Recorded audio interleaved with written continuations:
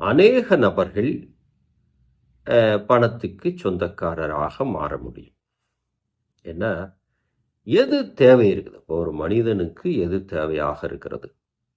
அப்படிங்கிறத நாம கவனத்தில் எடுத்துக்கொண்டு, சில அனுபவ முறைகளெல்லாம் நாம் கவனத்தில் எடுத்துக்கொண்டு உங்களோடு பகிர்கிறேன்.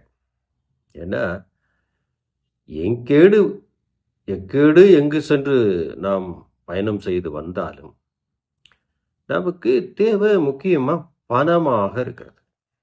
பணங்கிறது அது இல்லைன்னா, இந்த உலகத்துல ஒண்ணுமே இல்ல.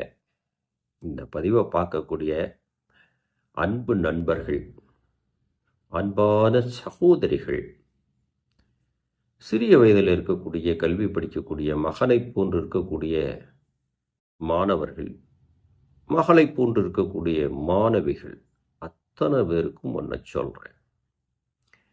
நாம் ஓடுவது, உறங்குவது, படிப்பது, தேடுவது, வேலை செய்வது எல்லாமே எதுக்கு? பணம்.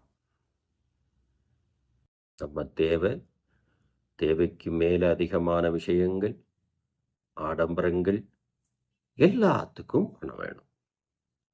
இப்போ ஒரு கோவிலுக்கு போறதா இருந்தாலும் பணம் வேணும்.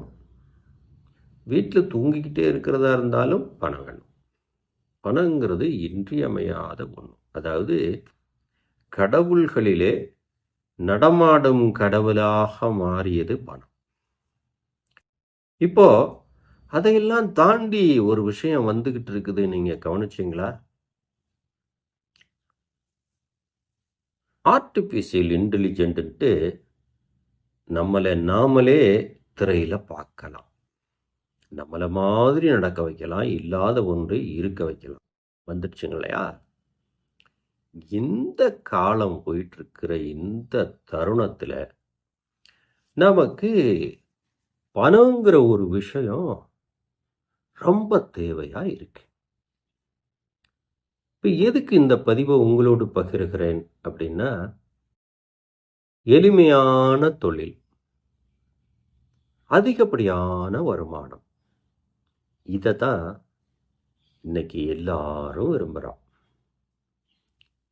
அப்ப சில நபர்களுக்கு தொழில் அமைவதில்லை, சில நபர்களுக்கு குடும்பம் அமைவதில்லை, பணம் மட்டுமே கிடைத்த நபருக்கு வேற எதுவுமே அமைவதில்லை. இப்படி இருக்கு.